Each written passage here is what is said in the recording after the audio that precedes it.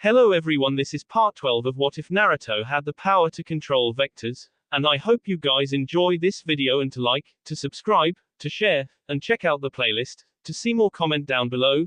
Now let's start the intro. They call me a god. They call me a god. They call me a god. Join my membership, the perks are great. It's in the description. The water became rough like it was part of the ocean instead of a lake. The sky grew darker even though there wasn't a single cloud. Maybe it wasn't the sky getting darker, it was the ball in Naruto's hand getting brighter. The wind was strong enough to start throwing loose debris from the previous fights. Minato had to move his head to avoid getting hit by something round flying past him. He couldn't think too much about it as Naruto's plasma was a far more dangerous threat than getting hit by a few rocks. Naruto shot towards him like a rocket. The water divided as he flew past, letting Minato see the water that would normally be on the bottom of the lake. Minato, however, was not deterred. Even if Naruto had a new weapon, the plan would not change. Minato teleported in front of Naruto to cut him once again, or at least that's what he had planned to do. The kunai he had aimed for had been in front of Naruto a second ago, but now it had been blown to the side from the sheer power of Naruto's plasma. Naruto noticed Minato besides him and sent a kick that was vector enhanced to make it strong enough to create a blade of wind. Minato used a lightning jutsu to cancel it out before it got to him.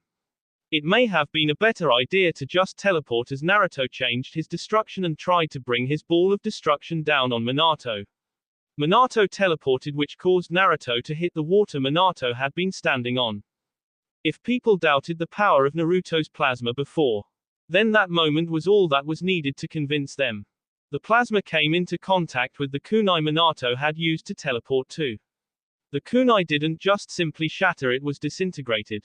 Then the water was hit, it was pushed out and up in all direction, leaving the bottom of the lake visible, and even though this was next to impossible to confirm by the onlooker because of the huge waves on all sides, they could swear that the bottom of the lake cracked like a spider web even though the plasma had been nowhere near it. Minato was the most shaken by the power of that attack because it had been meant for him. How Itachi managed it get away with only a broken leg after getting hit by that attack was a miracle. The water was steaming as it poured back into the hole Naruto had made. Like a demon walking through the gates of hell, Naruto emerged from the steam. Minato was a little shocked to see that the ball of destruction was still in Naruto's hand. Minato thought that like a Rasengan, once it had hit something it would be used up and the user would have to create another one. It seemed this wasn't the case for Naruto's plasma. Naruto once again divided the water as he flew toward Minato. Minato knew he had to dodge the attack, but if he couldn't come up with a new way to teleport in front of Naruto, then he'd just be wasting chakra. Damn, if only Minato could get a couple more cuts in, then he was sure the poison would either take Naruto out or Naruto would pass out due to him having to bleed the poison out. Minato had to do something, so he threw a new kunai that was lighting enhanced at Naruto. With the lightning strengthening the kunai, it was able to withstand the power of the plasma and stay of course. Minato teleported when it got close to Naruto and made an attempt to stab him, but Minato was there for less than a second before he had to teleport away. The reason was Naruto already had his plasma ready to hit Minato the moment he teleported. Nice try, Naruto said, but you were only able to get me to run into your attacks because I didn't know where you would teleport, but when I know where you're going to teleport, it's easy to guess the when. Although it looks like I did screw up on that one. Minato knew that had been a bad idea. He had felt the plasma nip at his hair the moment he teleported. It was due to luck and the fact that Naruto's senses were dulled thanks to the loss of blood that Minato had avoided a direct hit, but if he attempted that trick again, then Naruto was sure to land. Minato prepared himself for Naruto to rush him, but instead Naruto backed away from Minato. He stopped at one point on the lake, apparently content with staying there. He started his usual attacks of sending cyclones at his opponent. Minato was confused. Why had Naruto backed off? He had no reason to, he could have just kept rushing Minato. It wasn't because of the plasma, it was still sitting in his hand like normal. It wasn't because Naruto had suddenly become fearful of getting too close at Minato. Minato went through every reason in his mind as he dodged Naruto's attacks. Naruto also wasn't staying completely still. He was running around, but staying close to the spot he had stopped on. He could have been moving around to keep Kakashi from using that jutsu on him, but seeing as Naruto could dodge it from a standstill position without any repercussions made that theory unlikely. The only reason Naruto would be there is because there is something he wants to do that can't be done away else. Minato had no idea what that could be, but if Naruto had stopped his charge to defended that spot then it must be something big. Just then two cyclones came from either side of Minato trying to crush him. Minato teleported closer to Naruto and almost dropped to his knees. Minato had been using too much chakra, he couldn't keep teleporting like this, he had used more than half his chakra already. But that also had to be true for Naruto. Using all these attacks must really be taking a shot to his chakra. In fact, it looked like it was way worse for Naruto. Minato could already see that the cyclones Naruto was using had become less powerful and less frequent. It was even more obvious when you looked at Naruto directly. He was sweating badly and you could see he was struggling to keep on the move. That's when Minato realized that Naruto didn't have enough chakra to keep fighting, instead he was going to do something at that spot that would end the fight, and it probably had something to do with the plasma in his hand. Minato griped his kunai if he could just interrupt whatever Naruto was doing, then Naruto would be forced to use the chakra from his reflection as backup, and once that happened it was game over. Luckily for whatever reason Naruto was moving around, so if he could just cut Naruto then the poison would at least stall him. Minato threw a lightning-enhanced kunai at Naruto. Naruto smiled as he aimed for the spot he knew Minato would teleport to. Except Minato didn't teleport to that kunai. Naruto had been too focused on that kunai and missed the second one Minato threw directly behind it. That was the one Minato teleported to, and by the time Naruto noticed it was too late to stop his momentum even with vectors. However, the smile never left his face. Minato saw it out of his peripheral vision just before it hit the side of his mouth. Minato knew what it was Naruto's rubber ball, but all Minato could think about as the ball shattered his jaw is when Naruto had thrown. Then as if time had stopped right before Minato would be sent skipping on the water's surface. Naruto gave him an answer. It was when I created the plasma you were too busy to notice. I knew where it would be and what time it would be here, so I took a bet. I know I can't drag out this fight much longer, but I couldn't hit you, so I went to the spot I knew the ball would come and moved, making it look like I had something planned, all in hope of you teleporting right into the ball's path. Like I told you Hokage, when you know the where it's easy to figure out the when. Minato's body was ravaged by the collision with the water. He wasn't even up on his feet when Naruto was above him with the plasma coming down. It's game over for you Hokage, Naruto yelled. Minato didn't even have time to think. He teleported to the nearest kunai. Minato breathed a sigh of relief as he escaped Naruto's attack. Or so he thought. There was no time to react, the plasma was already touching Minto's stomach. Minato only had time for one thought: Naruto can throw it. The plasma hit and sent Minato flying once again. This time was not nearly as pleasant. Minato knew his entire rib cage must have collapsed. He was also having trouble breathing, so a priced lung wasn't an impossibility. He was sent so far that by the time he started skipping it was on hard land instead of soft water. Minato defiantly broke a few more bones from the landing. Once he finally came to a stop, he was in no condition to be fighting, but Minato would consider him the luckiest man alive right now. Everyone had seen the power of Naruto's plasma, he should be dead, so why wasn't he? Meanwhile, back on the lake, Naruto stumbled back and forth. He had lost too much blood and too much chakra. He was in bad shape, but he knew Minato was still alive, and Naruto wasn't about to leave the fight unfinished. Naruto staggered to where he sent Minato, but a voice in his head stopped him. We are ready to seal the 5 tails, so get the 3 tails over here as well. Pain said. Naruto hissed in annoyance. He couldn't just ignore Pain's order, not yet anyways. He looked towards the 3 tails and to the group of onlookers. Some of them were running to help Minato while the other were watching him with unbelieving and caution's eyes. They wouldn't bother him now.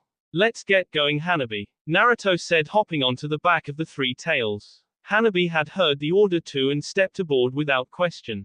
Those who were still watching Naruto were amazed and fearful to see Naruto using his vectors to lift the 3 tails so it floated through the air. No one thought about to stop him as they flew away. Once they were far enough away from the lake, Naruto dropped to his knees, sweat rolling onto the 3 tails' back. Naruto had used all the chakra he could without taking his reflection down, but he had to keep this stupid turtle in the air, so he took down his reflection to access the extra chakra. Naruto, feeling the true extent of his injuries, took a seat. Naruto, are you okay? Hanabi said, scanning him with her Byakugan, looking worried, probably noticing that his reflection was down. I'm fine, Naruto said. Maybe we should land and give you some time to refill your chakra. I said I'm fine, Naruto said, giving Hanabi a hateful glare. Hanabi didn't accept that answer for a second, but she let it go and turned to look off into the distance. She hadn't ever seen the world from above the clouds before. It was a beautiful sight, but Hanabi's worry kept her from enjoying it fully. Hanabi couldn't take the only sound being Naruto's labored breathing, so she shot off a question. Why didn't your plasma kill Minato? I saw how powerful it was. It should have torn his body apart. It was because I threw it, Naruto said, but realized he would have to give an explanation. As I'm sure you know, plasma is impossible for other people to create. It's not because it requires an ungodly amount of skill. Any ninja with a wind affinity could probably condense the required amount of wind to make plasma. The problem is that plasma is a very unstable substance, so even when it's created it needs to be constantly adjusted to keep its form. My vector control can make those kinds of adjustments, which is why I can create it and hold it. I can throw it, but because it's no longer under the control of my vectors, it gets exponentially weaker the moment it leaves my hand. It was simply a fact of when it hit Minato was too strong and the attack had become too weak. Suddenly Naruto went into a coughing fit. The three tails fell to the earth like it had been on strings and they had all been cut.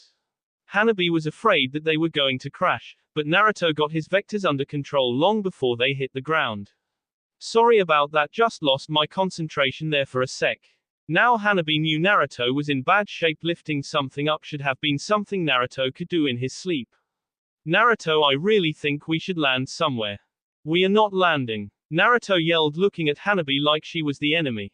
Hanabi was taken back by Naruto's harsh look, but slowly Naruto's expression turned back to normal. You don't understand, Minato came this close to ruining everything. If the onlookers had grown some balls and attacked after Minato was sent flying, I would have lost. We could have run and come back for the three tails another day, it wouldn't have been so bad. Hanabi mentioned. No, I can't run away or lose until the plan is complete and I become a god. Then I won't be able to lose. You can still become go even if you lost once, Hanabi said. I know I can, but that's not the point. The whole plan rides on me becoming god as the strongest ninja alive. If I don't, then people will just say I became god to get more power and beat the people who defeated me.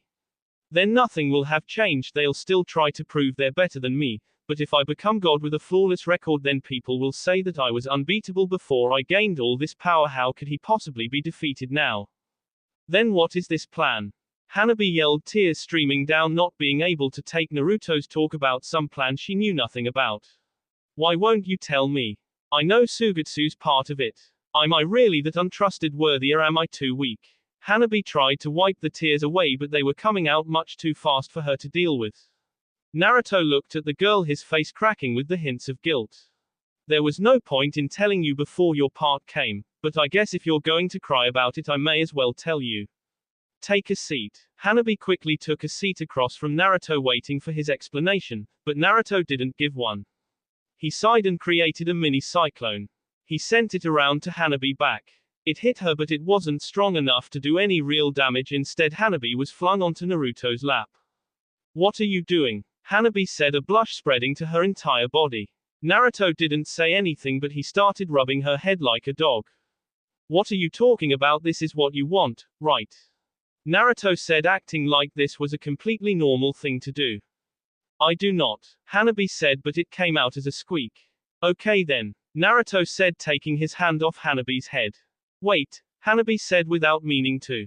Naruto looked at her, already knowing what she was going to say. Could you keep doing that? It feels good.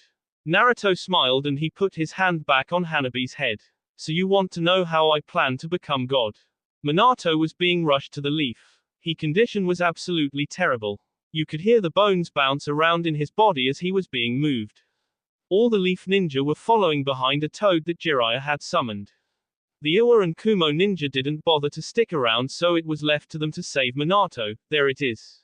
Naruto said, pointing to the gates of the leaf. You two get out of the way and find soon at this instant.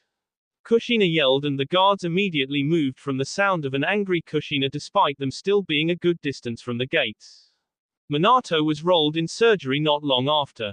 Everyone who had gone to capture the three tails was sitting in the waiting room with the expectation of Tenten, whose injuries were bad enough to require medical attention, and Guy, who went with her. What are we going to do? Minima asked. Naruto beat Minato. How can we stand up to someone as strong as him? What are you saying? Naruto said, jumping up from her seat. Sure, Minato may have lost, but Naruto had barely been able to stand. We can still bring him back if we work hard enough. Are you an idiot, Naruto? Minima screamed. Aren't these words similar to what you said right before when went to fight Naruto? Everyone believed you, but look what happened.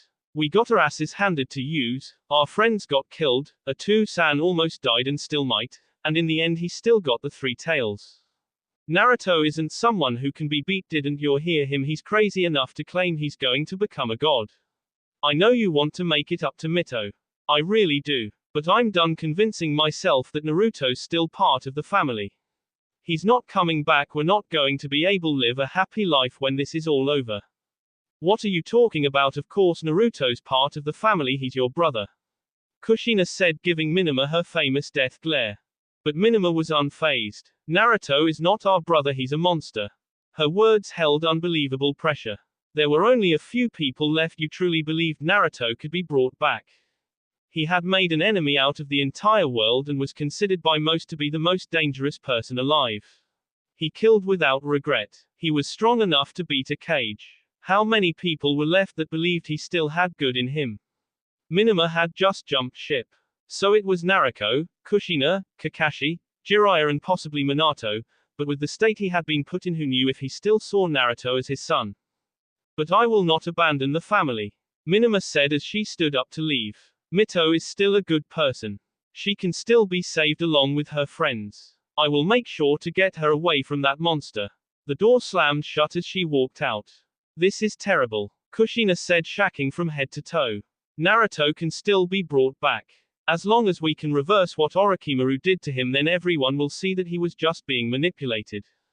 Orochimaru's dead, Sasuke said without any mercy to Kushina's feelings. I know you don't want to hear this, but Naruto's been forging his own path for a while now. But the Akatsuki, they have to be forcing him. Do you even hear yourself? Sasuke yelled. You saw how strong he was. Do you think anyone can force him to do anything? Do you really think the Akatsuki is going along with his plan to become God? Because I don't. You all need to realize something. This isn't just the Akatsuki versus the Alliance. It's the Akatsuki versus the Alliance versus Naruto and whatever groups he's formed. But Naruto can't fight the Akatsuki and the Alliance. Even he'd be killed, Kakashi said, trying to poke a hole in Sasuke's theory. If he becomes a god, I bet he can. That's the reason why right now he's doing the Akatsuki's bidding, but mark my words, that won't last for long. He's going to betray the Akatsuki. And I bet it's going to be sooner rather than later, and I'm not going to wait around for everything to go Naruto's way. Sasuke got up and left without saying any more. The room was silent. What was there to talk about? Sasuke was right after all. No matter how you look at it, the moment Naruto escaped from Orochimaru was the moment he was responsible for his own actions, no matter what Kushina and Naruto wanted to believe. Hey Naruto, can I talk to you alone? Jiraiya said, standing up. I guess, Naruto said, looking at Jiraiya strangely. They left the waiting room to talk somewhere more private. Even after everything you've seen, do you still want to save Naruto? Jiraiya asked with none of the carefree tone he usually had. Naruto didn't even think about it. Of course I do, Naruto said, looking at Jiraiya with eyes of steel. I know that Naruto did some terrible things, and I know no one forced him to do it, but I was the same way. I know most people wouldn't even draw comparisons between me and Naruto. After all, he's killed so many people and made all the major villages despise him. But I made my little sister despise me just because I wanted to be mean to her. So I don't see a difference if it's one person or a million that you make cry, it's still the same amount of evil. Naruto simply had a larger stage to play on. I was saved, so I know Naruto can too. I see. Then I have a proposal for you, Jiraiya said. Naruto was taken back. She thought that maybe Jiraiya was going to try and talk her out of saving Naruto. What is it? I want you to leave the village and learn Sage Mood with the toads, Jiraiya said. Why? Naruto asked. Because Sasuke and Minima are right, the world hates Naruto. If he is ever captured, then he'll just be executed, but that only applies if the world captures him. Jiraiya said with a cocky smile. What do you mean? If you single-handedly were to capture if, then you could set the rules from his punishment. You could hide him until the alliance agrees to your terms. But as I'm sure you know, it's going to be a lot harder for you a single person to beat Naruto than it is for an alliance that has the support of most the world. So you think me learning Sage Mode would give me the one-up I need? Naruto asked. I do, but there's also another reason for you to leave the village. Jiraiya said. Think about this. Why is Naruto still part of the Akatsuki? Because he needs their support until his plan is complete. Naruto answered. But won't running around doing the Akatsuki's work slow down Naruto's plan? And didn't Naruto seem like he wanted to get it done as soon as possible? Jiraiya said. I guess. Don't you also find it odd that the Akatsuki still let Naruto run free, even though at this point it's pretty clear that Naruto's going to betray them? I guess, but what are you getting at? We have no idea what goes on in the Akatsuki. Naruto said. Actually, we do. The Akatsuki has one goal, and that is to gather up all the tailed beasts. What would be the only reason Naruto would stick with them and they wouldn't try to get rid of Naruto? Jiraiya said. The gears in Naruto's head clicked so hard that she almost got a headache. They need each other. Naruto needs the Akatsuki for his plan. Bingo. And what's the Akatsuki's goal? To gather the tailed beasts. That means Naruto's plan requires him having the tailed beasts. Naruto said, shocked that Jiraiya was able to put this together with so little information. That's right. Naruto needs the tailed beast as badly as the Akatsuki wants them, but here's where it gets interesting. The Akatsuki knows Naruto has a plan, but they don't know he wants the tailed beast. They just think Naruto has something else going on in the background. So here's what they do. They collected the tailed beast as fast as they can in hopes that they do it before Naruto's can activate his plan, unknown to them that Naruto's plan also involves the tail beasts. They're probably planning to take Naruto out after all of that, since infighting in the Akatsuki at this point could do nothing then hurt them, so here's is my bet: they're going to go after the 9 and 8 tails at the same time. You're saying the Akatsuki's going to attack both Kumo and Konoha? Naruto asked, just imagining the destruction that would occur from a battle like that. It not only makes sense given the situation they're in, but it also makes sense strategically. The Akatsuki might be powerful, but they're small in numbers. If they were to say capture the 8 tails now, then there would only be you left. That would let all the major villages come to one place and guard you. But if there's 2 possible targets, then we have to split our forces in half to guard both. Jiraiya said. I see, so you want me to go to Mount Myoboku so I'll be out of harm's way when the Akatsuki attacks? Naruto said. Yes, Jiraiya said, knowing he was in fact asking Naruto to abandon the village for her own safety. I'll go, Naruto said. No matter what, the Akatsuki will attack, so even if I'm here I'll just be a target. I'm glad you aren't as stubborn as I thought. Jiraiya said, happy that it went over so easily. So when do I leave? Naruto asked. Right now. Don't worry, I'll tell Kushina and Minato everything. Jiraiya said, and before Naruto could protest, she was teleported in a puff of smoke. Jiraiya should have gone to a casino on that day because he had been right on the money. The Akatsuki were indeed going to attack Kumo and Konoha simultaneously. The teams of 2 had been thrown away. There were now 2 teams that would each attack a village. It seems the alliance has prepared for us. Kirk and Iwa have gone to Kumo to support them, and Suna has gone to Konoha. It's going to be an all-out war. Even the cages have left the safety of their home villages to protect the last 2 Jinchuriki. Zestu said. What's Minato's condition? Naruto asked. Alive, but weak, very weak. It has only been a week since you humiliated him. Even if he's not at 100%, I doubt he's so out of it that he can be called weak. Conan said. Enough chit-chat. We've already sealed the 3 and 5 tails. This will be our last mission. Pain said to the group. I wish you all the best of luck. I won't let you down, Master Pain. Toby said, jumping up and down like an idiot. Once Pain dismissed them, the Akatsuki split off into 2 groups. Pain, all 6 of them, Conan, Hanabi, Mito, Hitomi and Zestu headed to Konoha.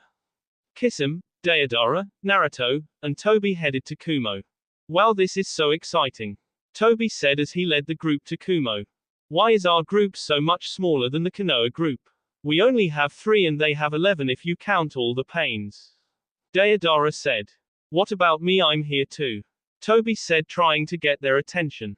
Stop complaining, Kisame said. Zesto isn't meant for fighting and the girls aren't S-class, besides they lived in the Leaf so it makes more sense for them to go there. Besides, I'm sure the 3 of us won't have any problems, Naruto said, not thinking too much of the battle that was coming up, but that battle that Naruto planned after this. I'm still here, Toby yelled, but none of the Akatsuki members paid him any mind. Toby seemingly burst into tears, but behind his mask a red eye was thinking about what was to come. It was ready to keep Naruto in check during this mission, and if Naruto proved to be unreliable then it would have to cut him loose. The end game was almost here. The only question was, who had put the pieces in the winning position? The moon set, signaling the start of another day. This day would not be an ordinary day. Everyone could feel it. Today was the day that the lines of fate would be drawn. There was no stopping it, for it was far too late in the game. By the end of the day the ground would be scorned red and the victor or victors would have the special privilege to steer this boat that they call the world in whatever direction they desired. The people who felt the pressure of that day the most weren't the top tier ninja or the leaders of the Akatsuki. It was the simple ninja that were guarding the way to Kumo and Konoha. Even the night before they could feel the icy cold touch of death and war, and it had yet to let go. There was no reason that the Akatsuki had to attack on this day. In fact, some would even say that it would be too early, but anyone who had thought that knew they were wrong now. There was no big blowout, no speech, no nothing that would put this day anywhere out of the ordinary. Why would there be? There was no proof that the Akatsuki would attack, but everyone knew they would. It was as if the world itself had marked this day as the day the battle would begin, and it would not accept it on any other day. It started at Kumo. The guards, already prepared for the attack, waited in dead silence for their foes to appear. Off in the distance a cloud of dust could be seen. It was heading towards them at an incredible pace. Even though it was clear what it was, the Kumo guards didn't react. It was like they were dreaming and they would be woken up right before the climax. And it wasn't until they saw the person with pale skin wearing the Akatsuki cloak who was creating that dust did it became real. They're here, yelled the chief guard. Someone inform the village.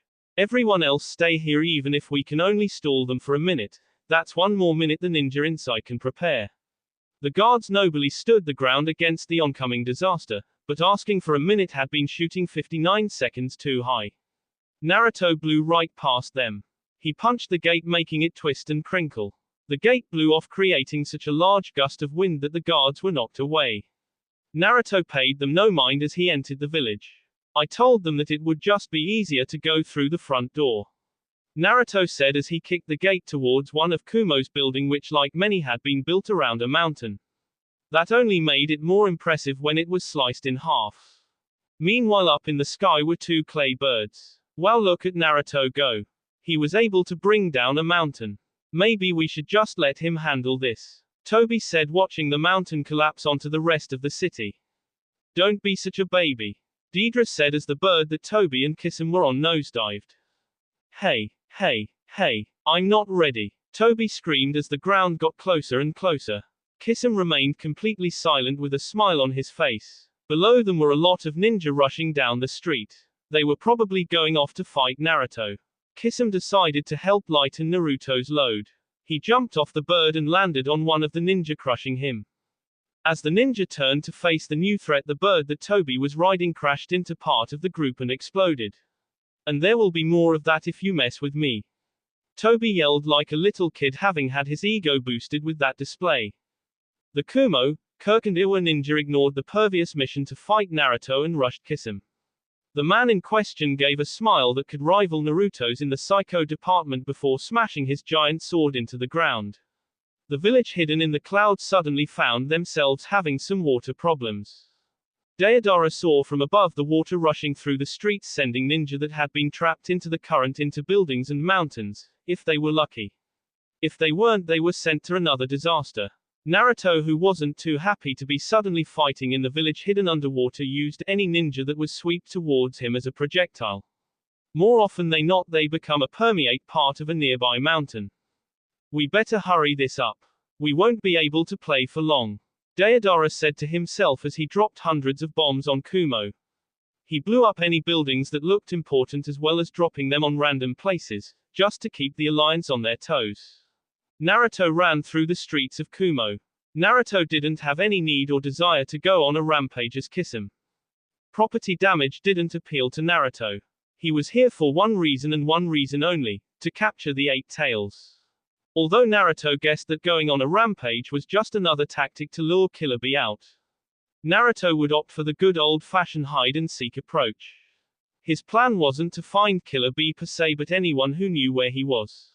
Alliance Ninja would try to stop him, but Naruto was way out of their league. If he wanted to, he could just ignore them and his reflection would take care of everything, but that would be a slow process and Naruto wasn't that nice. Any ninja that attack him would just end up as another body on the street. It wasn't long before Naruto ran into someone who just might know a thing or two. Black lightning shoot towards Naruto at incredible speed, but was sent back at the same speed. Come on Darui, we've fought each other enough that you should know that won't work. Maybe not, but I'm not going to let you run around like you own the place. The dark-skinned man said. Naruto wasn't amused at his declaration. Come on, why don't you go fight Kisame? At least then you might have a chance to actually hit him. That may be, but I learned something from our last encounter. Darui said. Your chakra levels are low, so if I force you to waste a lot of chakra on attacks then you won't be able to keep up this invasion. Darui looked pretty pleased with himself and was about to begin his attack when he suddenly felt Naruto's hand around his neck. Darui broke out in a cold sweat. Naruto had crossed the distance between them like it was nothing. Is that really your great plan? Naruto whispered into Daru's ear. Did you really think that I could be taken down just with that? I only have a very few techniques that make a dent in my chakra, the rest I could use all day and still be fine. Did you really believe that you were important enough for me to use those moves on you? Darui was a trained ninja. He had gone on many dangerous missions and had come a step away from death numerous times, yet he was scared. He was scared not because he knew he was about to die but because of the look Naruto was giving him. It wasn't filled with hate. It was filled with disgusted. He was looking at Darui like he was a kindergartner who had walked up to a Nobel Prize winner and presented an idea that he thought would destroy Naruto's theory.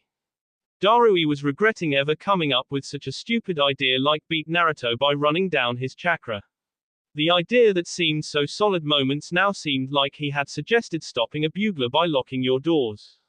Of course the bugler would know the doors would be locked and bring something to pick the lock. It was the same with Naruto. Of course he knew that he had low chakra and would just not use the techniques that used a lot of chakra. You want to know something? Naruto asked. You're the type of person that irritates me second most. You're that person who comes up to challenge me with the first idea that pops in their head thinking, oh, he must have not thought of this, I'm sure I'll beat him now. The only people who irritate me more are the people who come and challenge me with no plan at all. They simply believe they can beat me if they try hard enough. Darui was squirming now. He wished Naruto would just end it already and stop looking at him like he was less than nothing. I was going to ask you about Killer Bee but you just about ruined my day spouting your nonsense. Besides, there will be other. Naruto killed Darui by reversing his blood flow. Good work, Naruto. I thought I was going to have to come in and finish the job, but it looks like you did fine on your own. Said a very annoying voice. What are you doing here, Toby? I thought you would be hiding in the sky with Deidara. Naruto said, making it clear that he didn't want Toby around. Funny story actually. First Deidara forgot that I was riding on the same bird as Kisame and set me down with him. Then Kisame accidentally swept me away when he used all that water. But that's okay because I was lucky enough to find you. Naruto clicked his tongue. Why did those two have to drop off the idiot with me? Naruto watched in frustration as Toby started poking Darui to see if he was still alive. How Naruto wished Toby would just disappear. Then an idea, Naruto could just kill Toby.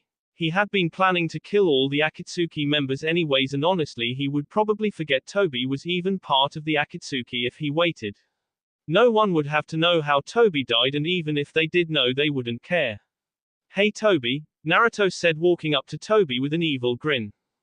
Yes, Naruto, Toby said, turning to look at Naruto. Naruto shoot his hand towards Toby's shoulder. He was planning on just reversing Toby's blood flow and then it would be bye-bye Toby. But that's not what happened. Instead of grabbing Toby's shoulder, Naruto grabbed nothing. His hand had gone through Toby's shoulder. What the hell? Naruto said aloud without meaning to. Naruto looked at his hand that should have been on Toby's shoulder and Toby looked at his shoulder that should have had Naruto's hand on it. Then they looked at each other.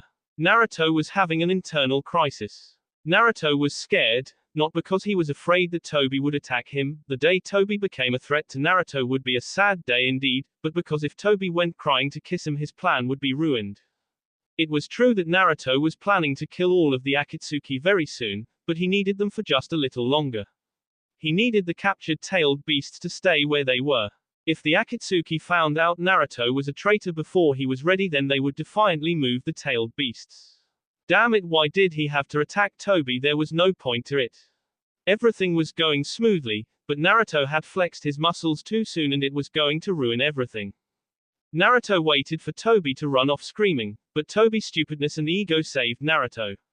Oh, I see, you were just going to congratulate me for coming all the way over here even with my hardships. Yeah, I can't believe what you went through. Naruto said, his face so stiff that it felt like it was stone. He couldn't believe that Toby had mistaken an assassination attempt for a pat on the shoulder. Well then, let's go find the 8 tails. Pain will be so happy when we do. Toby sang, skipping off. Naruto followed him, not believing his luck had held out. It was impossible. Naruto should be panicking to figure out how to keep his plan together, but he wasn't. His plan was still going on track. No, that couldn't be. Something was wrong. He had gotten off too easy, yet Naruto moved in behind Toby because there wasn't anything wrong. Naruto was still a part of the Akatsuki. The same feeling that swept over Kumo had swept over Konoha as well. And just like Kumo, the feeling didn't help with the actual battle. They were disorganized and confused when the attack finally came. The 6 paths of pain were leveling the place in order to find information about Naruto because by now the Akatsuki had determined that she was not in the village. However, finding her would not be an easy task because the only people that knew where she went was Minato, Kushina, Jiraiya, Kakashi and Minima, although Pain knew that they were the most likely people to know and was already searching for them. The problems didn't end there. Thousands of papers were flying across the village, killing anyone who couldn't defend against them. There was also the fact that Hanabi, Hitomi and Mito were helping the Akatsuki. There was mixed opinions on what to do about them, but since the battle was so chaotic there was no orders about them being passed down, so it was under the notion that if you could capture them, great, but don't hesitate to kill them. Mito was running through the village that she once called home. The sound of destruction rang loud in her ears and the rubble made the village look so different, yet Mito could remember every street and every building, and with it came the memories, the good and the bad. She didn't want them. She had wanted this village to just be another target, but she couldn't stop them. She remembered when she first met Hanabi and Hitomi. She had met Hanabi at one of her sister's birthday parties. All the clan heads and their families had shown up, but that also meant that Hanabi was more or less forced to go to a party for 2 girls she barely knew, so in boredom wandered around and found Mito playing in the back of the room. They got to know each other and became best friends. So in way Naruto and Minima had caused Mito to get her first best friend. Hitomi came later. Hanabi and Mito were playing ninja and ran by the Uchiha clan compound. Hitomi was outside the gate sweeping the entrance as punishment for breaking into her father's weapon kit. When Hitomi saw them, she decided that playing with them would be much better than sweeping and asked to join. Hanabi and Mito didn't have a problem, so the 3 of them played for the rest of the day. Although in the end they were all punished. Hitomi for ditching her previous punishment, Hanabi because her father found out she was disgracing the Hyuga clan by running around playing ninja when she should be training to be a real one, and Mito because Naruto had overblown the story, making it sound like she had caused damage to the village with her game. And of course, without even looking into it, Minato and Kushina punished her. There was also her first day at the academy where she was excited to find out her friends were in the same class as her. But that was basically the end of the good memories. The rest were filled with Naruto's constant bullying, Minima's apathy and her parents' ignorance. Mito didn't know if things could have gotten better if she had stayed in the village, but she did know that Naruto had been a better sibling than her sisters had ever been. Now Mito wasn't blind, she knew that Naruto was far from a good person. In fact, Mito wasn't surprised that the rest of the world saw him as a monster, but the world didn't know Naruto as well as they thought. Sure, in battle he was brutal and unforgiving, but they didn't know that Naruto during peaceful times would train a bunch of girls that had appeared out of nowhere. They didn't know that Naruto would listen if you had a problem and answer any question you asked. They didn't know that Naruto's power had forced him to fight. They didn't know that Naruto had only joined the Akatsuki because he wanted to stop being attacked. They didn't know that he would protect 3 girls no matter what, even if he would never admit. And last, they didn't know that if they stopped attack Naruto he would stop attacking them. So did Mito regret leading her friends to the person that would later be known as the world's greatest monster? Not a bit. Mito raced around another corner and there was a leaf Chunin. He was frightened to see Mito round the corner and fumbled with his kunai when he tried to pull her out of his pocket. Amateur, Mito said, thinking about the scolding she would get from Naruto if she ever did something that stupid. Mito was going to quickly cut off his head and move on, but as her sword cut the air she hit something metal. The Chunin fell on his ass after having been saved by the sudden appearance of an object.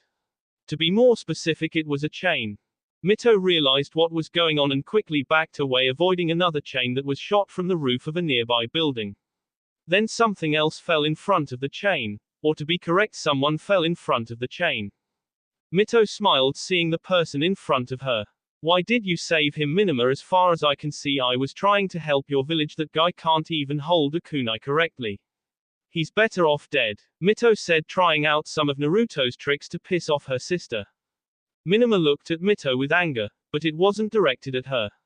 Minima's anger was directed at someone who was not even here. What has Naruto done to you? Minima hissed. He showed me what it was like to have a real family, Mito said with no regrets.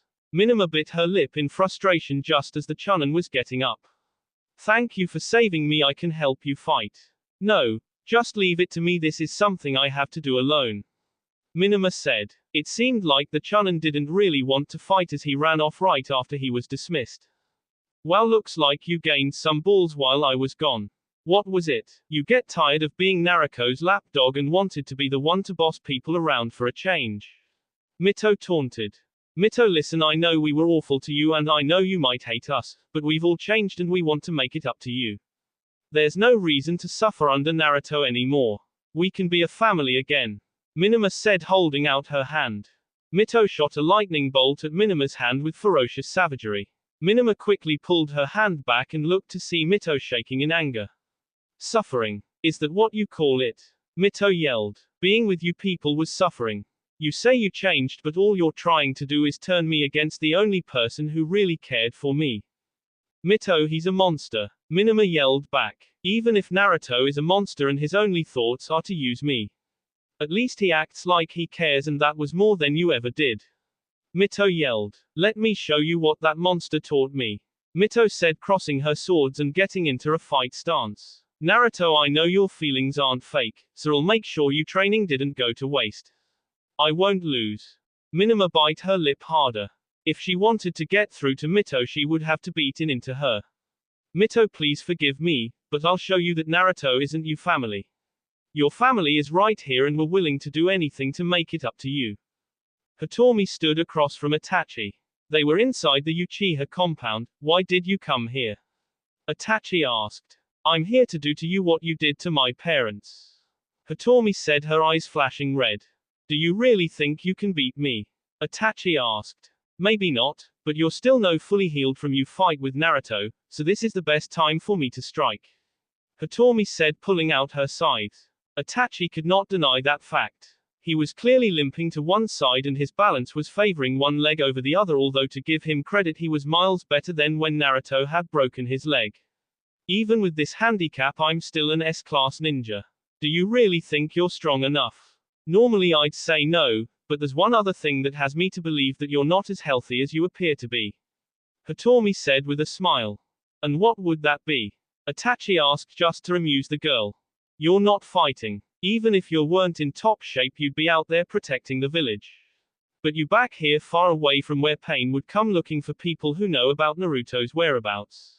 Itachi didn't give any outward reaction, although Hitomi was right on the money. Itachi had been ordered not to fight due to his condition combined with the damage Naruto did, but it looked like now he didn't have a choice. Hitomi was already charging him with her scythe. Itachi had already determined that Hitomi was a genjutsu and dispelled it, moving his arm behind him to block the real Hitomi's scythe attack from behind. Hanabi was walking around the leaf very calmly. It would seem to anyone watching her that she must be faking it just to make herself look cooler, but Hanabi was not acting. She really didn't care what was going on. This battle was nothing more than a scene to watch. All because she knew about Naruto's plan, and she knew that this battle had no bearing on the plan, at least not yet. Hanabi would walk around only keeping an eye out for potential attackers, but Hanabi didn't have a goal. She would rather be in Kumo with Naruto, but that's not how Pain decided it, so she was stuck here until the battle was over. The funny part was that it didn't matter who won this battle, at least in the terms of Naruto's plan. The only part that was required was that there was a winner in this battle. All there was to do was wait until the battle here and the battle in Kumo was over. Then all the prep work would be done and Naruto would take center stage. Hanabi could hardly wait. She was already blushing thinking about the life she would have after Naruto became a god. If only this battle would hurry up. Can't these people kill each other any faster? Hanabi, a voice said from behind. Hanabi turned around, already knowing who was there thanks to her Byakugan. Hello father, sister. I was hoping that you would just let me pass by. I see you have grown very confident in the time we've been apart. Hiashi said, like he was talking to a business partner instead of his daughter. I have been trained by the most confident person alive, Hanabi said. But enough about that, I know you aren't taking a stroll through the village. Why are you here? Well, I think that would be obvious. The village is under attack and it's my duty to protect it. That's not what I'm talking about and you know it, Hanabi said. Her father had never failed at making her angry.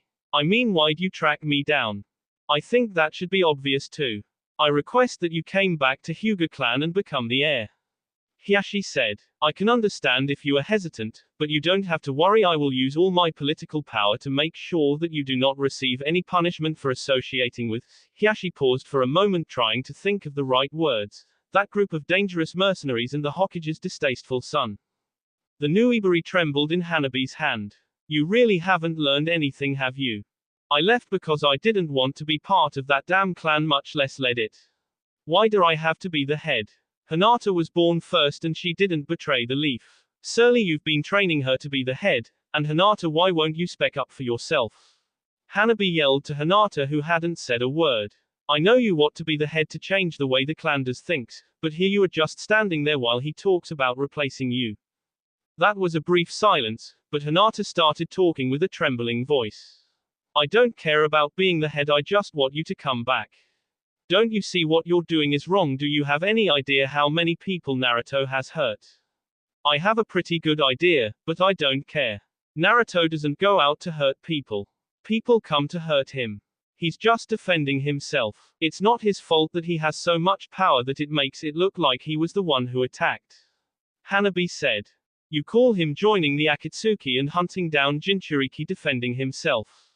Hinata said, wonder just how far Hanabi believed in Naruto.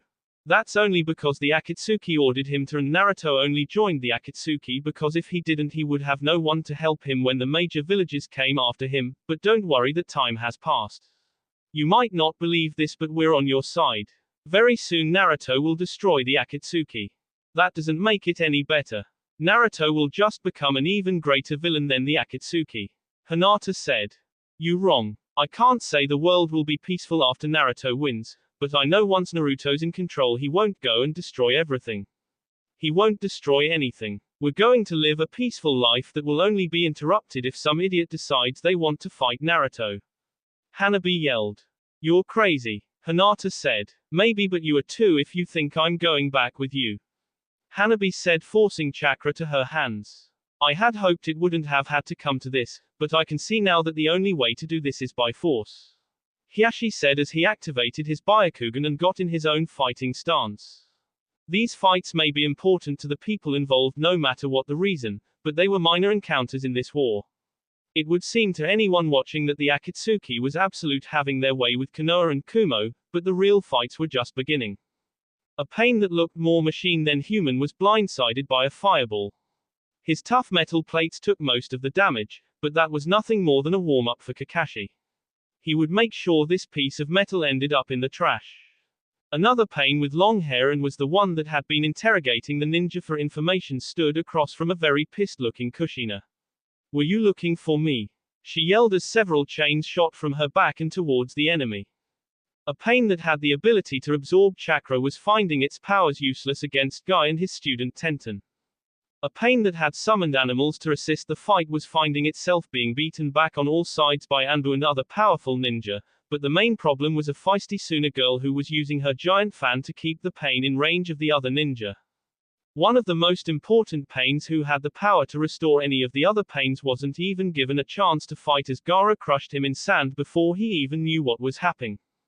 The final pain was dealing with a furious Hokage who, despite being in a hospital bed for a while and was far from fully healed, was using his teleportation to put up a pretty good fight. Universal pull, the pain said, but the jutsu only collected rock as Minato teleported out of the range. "You'll have to do better than that," Minato said, blood dripping from his mouth despite not having been hit during the battle. Conan was fighting a battle she could not hope to win. "Conan, I can't believe it's you. Why would you do this?" Jiraiya said with a pained look his eye. "We have to for peace," Conan yelled. "How will this bring peace?" Jiraiya said, motioning to the destruction that was all around them. "You'd never understand," Conan yelled as she attacked her old master. The Akatsuki might be strong, but they didn't have the numbers need for something like this. They had been speared to thin. The 5 major villages had powerful ninjas on their own plus the average ninja to back them up. As it was, the fight that had started with the Akatsuki decimating the other side was changing flow as the few Akatsuki members had to fight off an endless stream of ninja. They might have been fine if they had gotten more people and had planned for a little longer, but Naruto had forced them to rush. It wasn't just in Konoha that the Akatsuki was being beat back. In Kumo things weren't looking much better. The cages had entered the fray. Kisame was clashing swords with a ninja who looked like a nerd with glasses, but he was one of the 7 swordsmen and as such couldn't be underestimated. It also was bad news when the Mei started assisting him. Not to mention the other 100 or so ninja that were surrounding him. Deidara's safe spot in the sky suddenly wasn't so safe as he barely avoided a wind jutsu. "You ran out on a last fight, I won't let you do that again," Onoki said.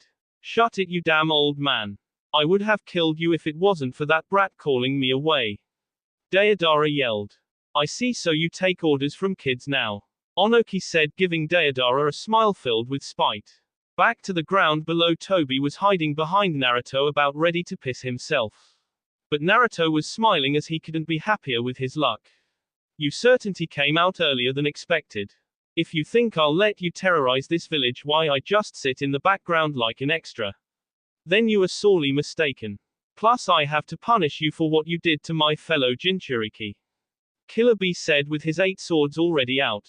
He wasn't the only one there. Kumo ninja were behind him ready to give him support if necessary, although they would be worthless against Naruto. "Don't you take us lightly. Naruto here is going to kick your ass," Toby shouted as he ran behind some rubble. Naruto sighed before he started speaking again. "Toby might be an idiot, but he's right about one thing: you can't beat me." "We'll just see about that," B said, moving so fast that he may have well teleported in front of Naruto. All 8 of his swords were aimed to pierce somewhere vital. They all broke before touching Naruto's skin. "I guess we saw," Naruto said and punched B in the stomach, forcing him back a few feet. Naruto walked up to B so casually that it looked like he might have started skipping. "B, it could be argued that even if all of the Jinchuriki were still active, you'd be the strongest, but I'm absolute the worst person you could ever be put up against. Your power comes from your brute strength and lightning fast speed, but none of that matters to me. In order to beat me, you need unique jutsus or a unique skill. You have neither of those." Naruto almost started laughing. "You should just give up. Then I'll show you I do have a unique jutsu," B said as red chakra emerged from his body and covered him like a suit of armor. His speed and strength had been even further increased as he shot off the ground towards Naruto, leaving a kata in the ground from where he jumped. Naruto did the exact same thing and the two clashed in midair. Blood was sent into the sky, but none of it was Naruto's. B crashed into the ground, causing the street they were on to implode. His cloak immediately vanished as the damage Naruto had done had just been that great. Naruto stood on the edge of the crater that his attack had caused, completely unharmed, looking down at a barely conscious Jinchuriki. I thought I told you strength and speed mean nothing to me. All it does is inflict more damage to yourself. It's because you're so strong that this battle was so easy for me, you did all the work for me. And by the way, that unique skill isn't that unique. I can name at least 8 other people who could do it. B forced his broken body into a sitting position. His face was warped in anger and regret. He obviously wanted to fight, but his body wasn't listening to him, and what if it was? It wouldn't change anything. But slowly B's face changed into a sad smile. Who would have guessed that I would be taken down in one shot?